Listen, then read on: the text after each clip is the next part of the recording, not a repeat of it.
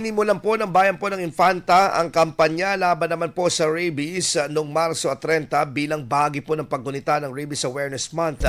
Batay sa ulat, isinagawa ang iba't ibang mga aktibidad sa ilalim ng Rabies Awareness Program kung saan tinuruan ng mga residente ng tamang kaalaman hinggil sa pag-iwas sa rabies.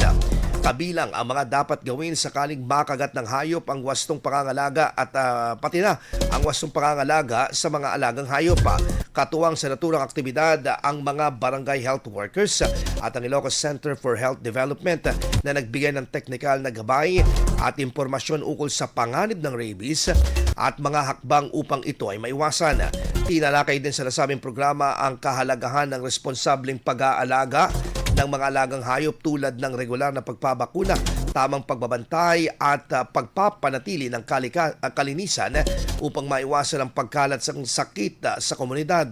Bukod dito, binigyang diin din ng tagapagsalita ang pangangailangan ng pagkakaroon ng malinaw na plano at tuloy-tuloy na strategy upang mapanatili ang mga hakbang laban sa rabies sa antas ng barangay at munisipyo.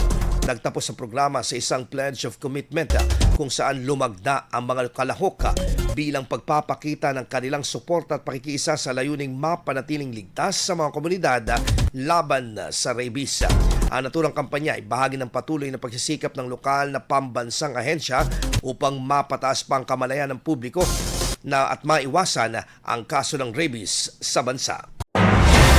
IFM News. IFM News. IFM News.